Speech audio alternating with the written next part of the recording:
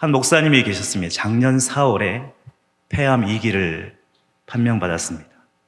5월에 암 수술 후 1개월 만에 또 6월 그 암 수술 후에 전이가 판명이 나가지고 항암 치료에 들어갔죠. 그런데 암 수술 받은 그 5월 달 1개월 후에 암 환자들을 위로하는 유튜브 방송을 시작한 겁니다. 그 제목이 뭐냐면 날마다 기막힌 새벽에 한 20분 정도 메시지를 전하면서 유튜브에 방송을 하는 거죠. 그래서 최근 300회가 넘었다고 합니다.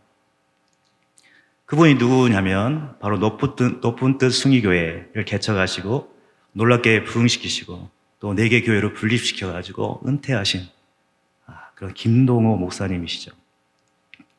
그가 처음 암 진단을 받았을 때 그 느낌에 대해서 이렇게 고백하고 있습니다. 너무나 당황했다. 그러나 무섭지는 않았다. 죽음을 정면으로 대하게 됐다. 목회자로서 수많은 임종과 장례를 치렀지만 죽음과 나 사이엔 거리가 있었다. 남의 일 객관적으로 보던 죽음이 나의 일 주관적으로 코앞에 다가오니 당황스러웠다. 왜 나지? 라는 생각이 들었다. 그러나 이내 너는 왜 안 되는데? 라고 생각을 고쳐먹었다. 누구나 자기는 뭔가 특별하다고 생각한다. 그러나 나 또한 똑같은 사람이다. 그리고 그가 수술 후에 병실에 돌아왔는데 내 백성을 위로하라 라는 이사야서의 그 말씀이 강력하게 자기에게 임하는 거예요. 내가 지금 죽게 생겼는데 누굴 위로하나? 처음에 그런 의문이 들었답니다. 그런데 계속해서 내 백성을 위로하라는 그 말씀이 끊이지 않고 자신에게 울림으로 다가왔습니다. 그것이 하나님의 음성으로 알고 곧바로 암 환자들을 위로하는 유튜브 방송, 날마다 기막힌 새벽, 줄여서 날기새, 그리고 오프라인 모임, CMP라고 해서 Comfort My People, 나의 백성을 위로하라, 그런 모임을 시작했다는 것입니다. CMP 1회 모임 때 그냥 서 있기조차도 너무나 힘들었는데 자신보다 더 힘든 상태의 환자들이 찾아와서 자신을 이렇게 힘들어하면서도 그렇게 방송을 하고 말씀을 전하는 모습을 보면서 오히려 환자들이 위로를 받고 용기를 내는 것을 발견하게 되었다는 것입니다. 그러면서 그가 얘기하기를 암을 묵상하면 빠져나오지 못한다. 그러나 하나님을 묵상하면 풀려난다.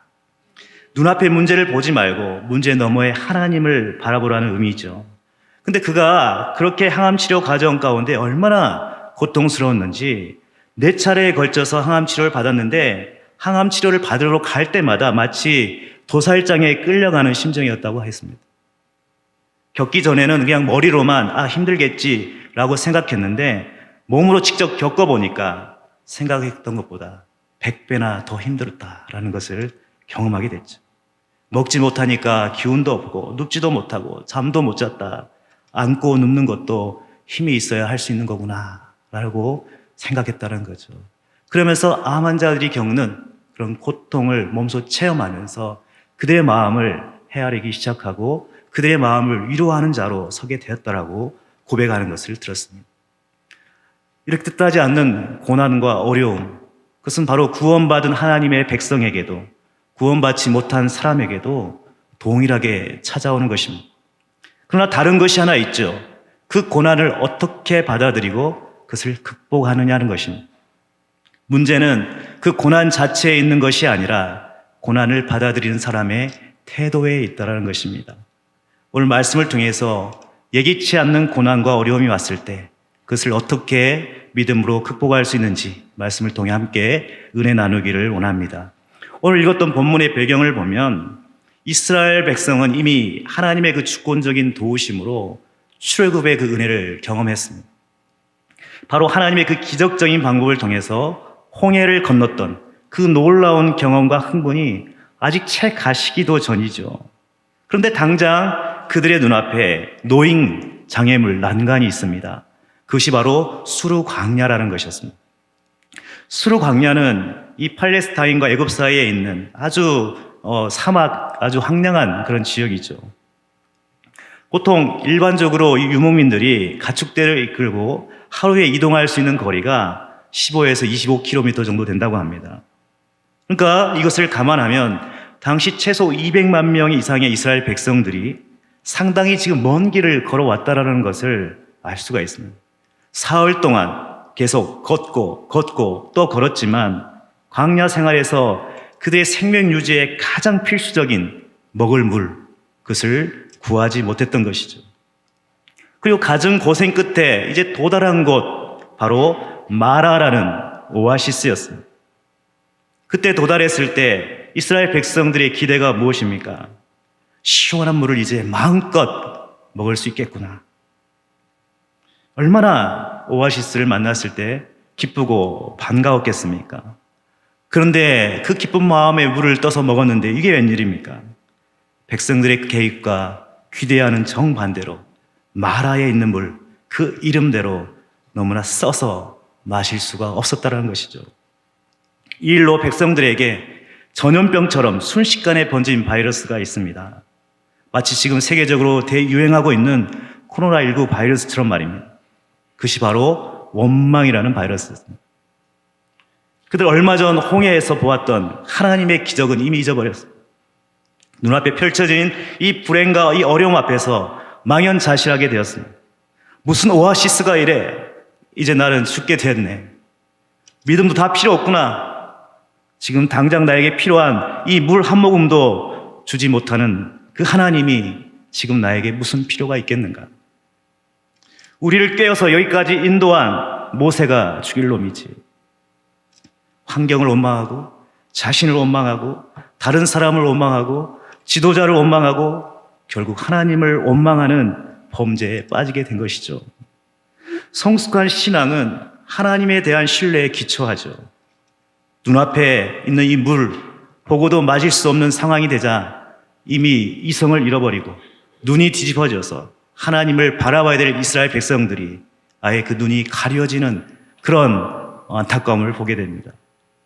하나님을 신뢰해야 될 그 마음이 순식간에 원망의 마음으로 바뀌어버렸습니다. 순간 애굽에서 그들을 이끌어내고 홍해를 건너게 한 것, 여호와의 능력이었다, 여호와의 은혜로 여기까지 왔다라는 것을 잊어버렸습니다. 마실 물을 찾지 못한 그 모든 책임에 대한 불평과 그 원망의 화살, 이것을 지도자 모세라는 희생양을 찾아 던져내기 시작합니다. 마실 물을 당장 내놓으라고 곳곳에서 비난의 화살이 날라옵니다. 지금 시대가 어떻습니까? 코로나19 장기화로 인해서 발생하는 그 염려들, 걱정들, 정부의 부동산 정책에 대한 그 불만들을 쏟아내고 있죠. 경제적인 위축과 미래에 대한 그 불안감, 이러한 감정들이 지금 복합적으로 작용해서 예전에 우리가 또 경험하지 못했던 그런 불편함, 짜증감, 불안과 원망이 지금 극에 달할 정도로 커져가고 있습니다. 그래서 이제는 이런 복합적인 원망과 이 분노의 감정을 퍼부을 만한 대상을 지금 눈에 불을 켜고 찾고 있는 것 같습니다. 마치 희망 고문하는 것처럼 조금만 참으면 좋은 날이 올 것이다. 그렇게 참고 기다렸는데 상황은 좋아지지 않고 더 심각해지고 힘들어지고 문제 해결 기미가 보이지 않습니다.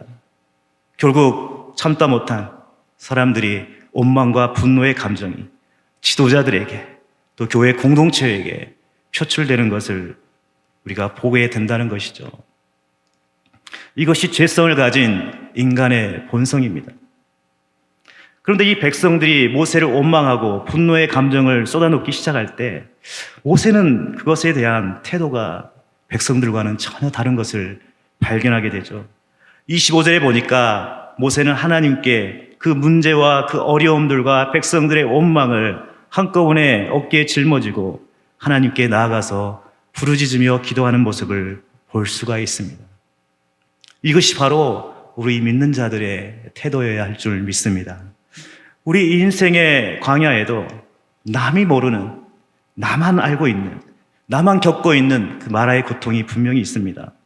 정말 죽을 둥 살 둥 어떻게 살아보겠다고 어렵게 구한 그 물이 먹지 못하는 쓴물일 줄 누가 알았겠습니까? 그때 모세는 하나님을 원망하지 않았습니다. 그는 하나님께 부르짖음으로 그 문제의 해답을 얻었습니다. 그 문제의 해답이 바로 하나님께서 지시하신 한 나무의 그 가지를 물에 던져 넣자 쓴물이 단물로 변하는 그 기적을 체험하게 되었습니다. 그리고 그곳에 있던 모든 사람들이 그 단물을 마시고 다시 힘을 낼 수가 있었던 그 기적의 현장, 그 가운데 바로 모세가 있었다라는 것이죠. 그곳에서 하나님은 이제 백성들을 위하여 새로운 법도와 율례를 정하십니다. 구원받은 백성들에게 삶의 지침으로 주어진 하나님의 요구사항이라고 할 수 있겠죠. 법도와 율례는 바로 성결한 삶을 살기 위한 하나님의 설계도와 같습니다. 하나님의 백성은 그것에 순종할 때 하나님의 축복을 받게 되는 것이 자명한 거죠. 그리고 그 26절에서 하나님의 말씀에 순종하고 그 계명을 지키는 자에게 애굽 사람들에게 내린 그 질병에 걸리지 않게 하시겠다라고 약속해 주십니다. 그리고 자신이 여호와 라파, 곧 치료의 하나님이심을 새롭게 계시해 주시죠.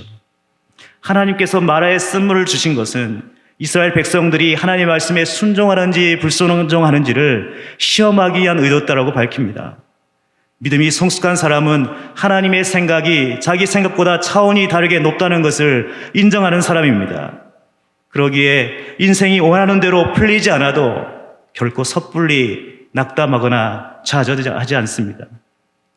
우리 생각에 가장 좋은 일들이 우리의 계획대로 일어나지 않을 수 있죠.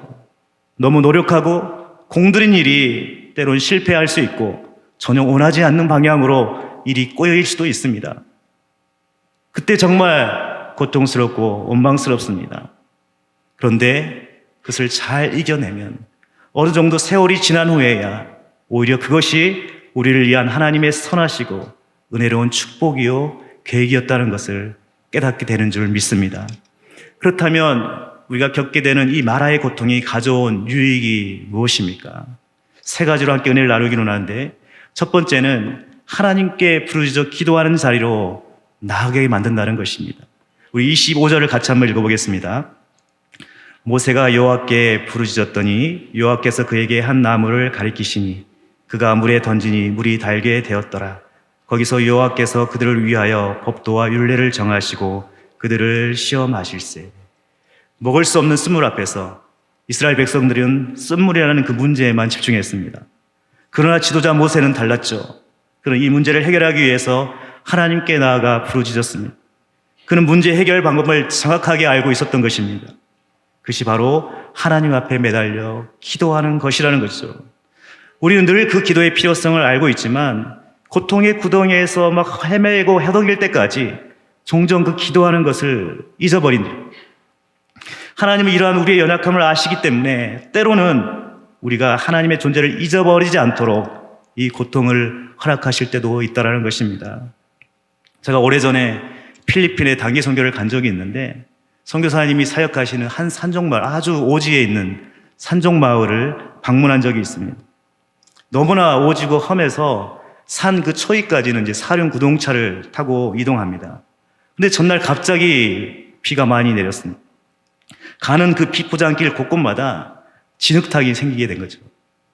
그럭저럭 진흙탕에 그 빠질 위기를 넘어서 잘 가나 했더니 결국 가는 중간에 차가 진흙탕 수렁에 빠져서 꼼짝할 수 없게 되는 상황이 되었습니다. 앞으로 갈 수도 없고 뒤로도 갈 수 없는 그야말로 진퇴양난의 상황이 되었죠. 아무리 엔진의 출력을 높여도 바퀴가 계속 빠지기만 했지 더 이상 앞으로 나갈 기미가 안 보이는 것입니다.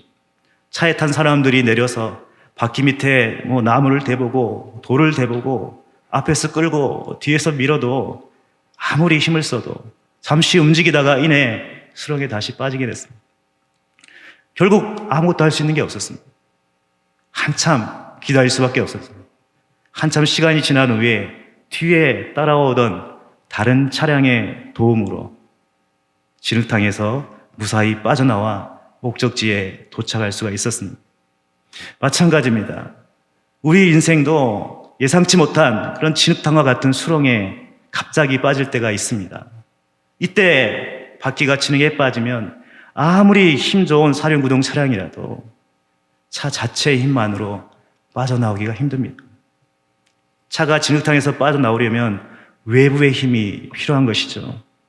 바로 하나님께 도움을 구하는 것, 이것이 바로 가장 현명한 방법이라는 것입니다.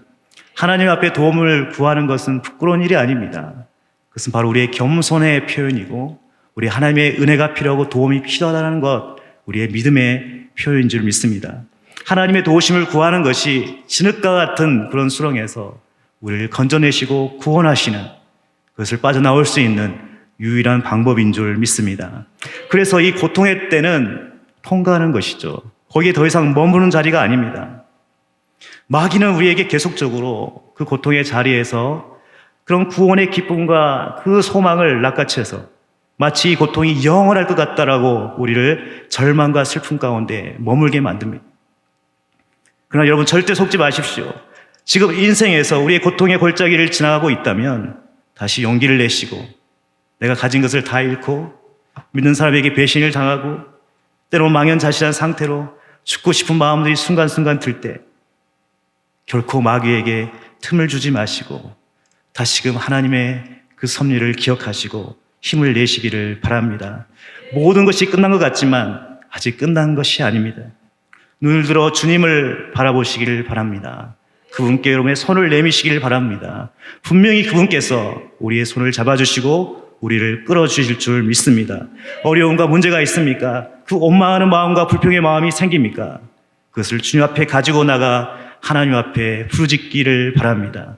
하나님만이 우리의 생명이요 능력이요 소망이요 도움이 되시는 것을 날마다 여러분 기억하시고 믿음으로 기도할 때 우리의 쓴물 인생이 단물 인생으로 변화될 줄 믿습니다. 두 번째는 여호와 라파, 하나님의 치유의 기적을 체험하게 된다는 것입니다. 26절 보겠습니다. 이르시되 너희가 너희 하나님 나 여호와의 말을 들어 순종하고 내가 보기에 의를 행하면 내 계명에 귀를 기울이며 내 모든 규례를 지키면 내가 애굽 사람에게 내린 모든 질병 중 하나도 너희에게 내리지 아니하리니 나는 너희를 치유하는 여호와임이라. 모세가 하나님께서 지시한 그 나무를 그 쓴물에 던졌을 때 방금 전까지 써서 먹지 못했던 그 쓴물이 이전에 경험하지 못했던 시원하고 달달한 단물로 바뀌는 기적을 일어나게 됩니다. 이 기적은 이스라엘 백성들로 하여금 하나님께 더 큰 영광을 돌리게 하였습니다.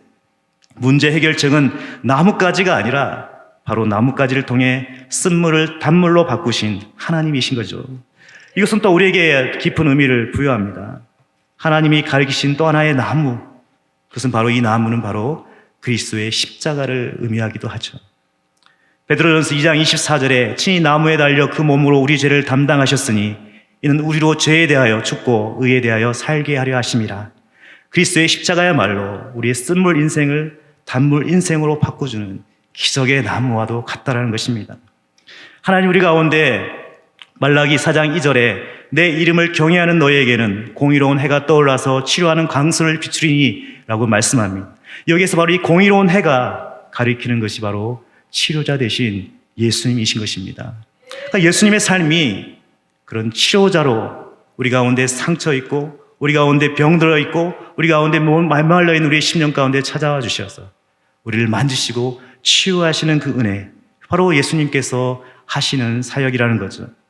언제나 육체적 질병뿐만 아니라 그 마음의 상처도 함께 치료하셨습니다.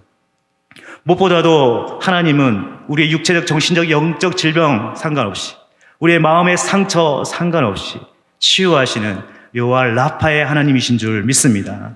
우리가 독초를 씹으면 씹을수록 나오는 것은 독밖에 없습니다. 그러나 상처를 묵상하고 사람을 아무리 묵상해도 결코 그것에서 좋은 것이 나올 수 없다는 것입니다.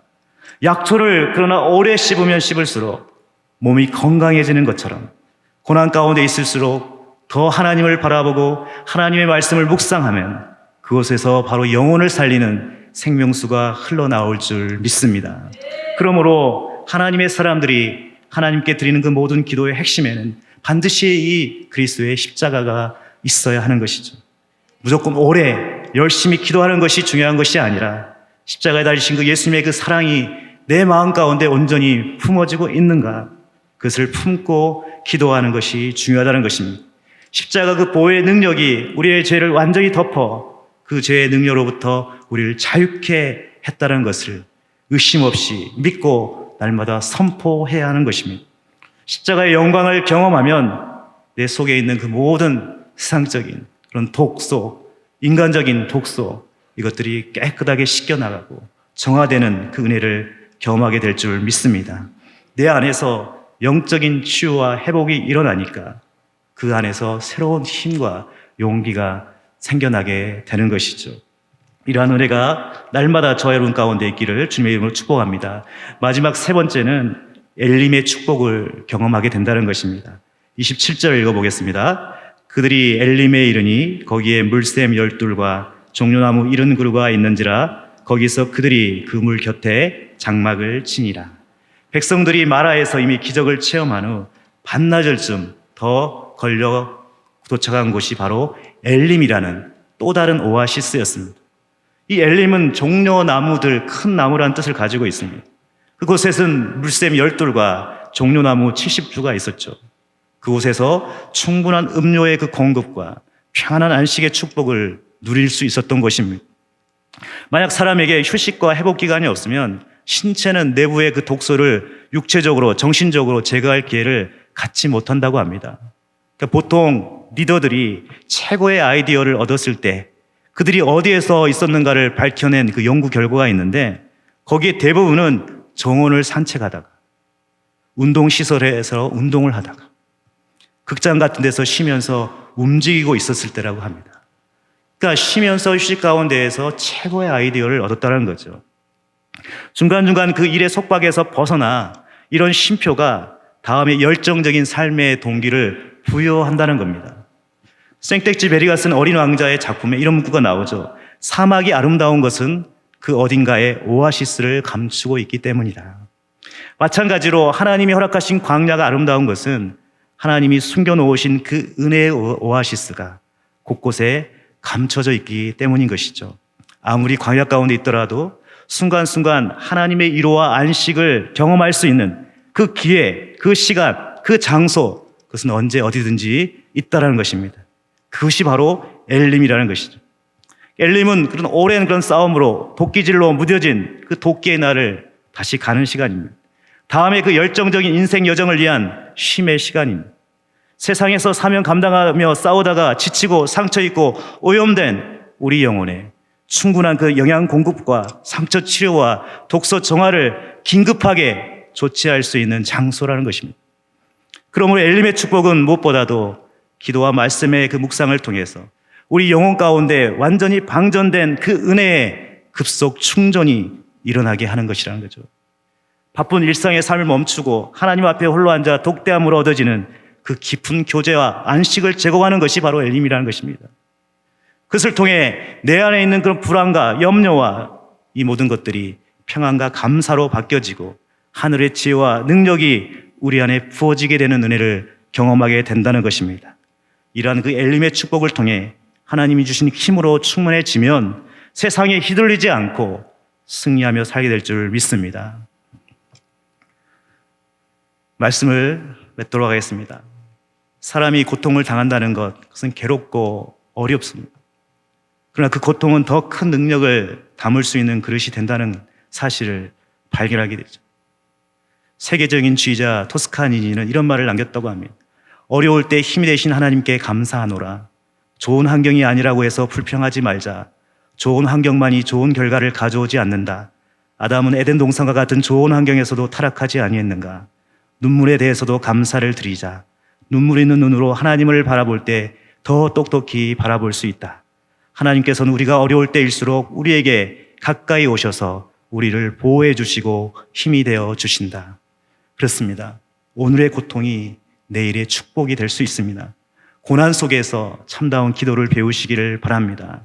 그러면 언젠가 당신의 날개는 활짝 펼쳐질 날이 오게 될 것입니다. 조금만 인내하며 믿음으로 더 한 발짝 전진해 보십시오. 엘림의 축복, 엘림의 그 은혜가 기다리고 있을 것입니다. 우리의 삶 가운데 날마다 오늘 이 말씀을 통해서 쓴물 인생이 단물 인생으로 바뀌어지는 그 놀라운 은혜를 경험하시기를 바랍니다. 문제와 고난을 가지고 하나님 앞에 나아가십시오. 그리고 주님께 부르짖으십시오. 하나님의 그 위대하신 기적을 기대하십시오. 그리고 하나님이 예비하신 그 엘림의 축복을 마음껏 누리며 살아가십시오.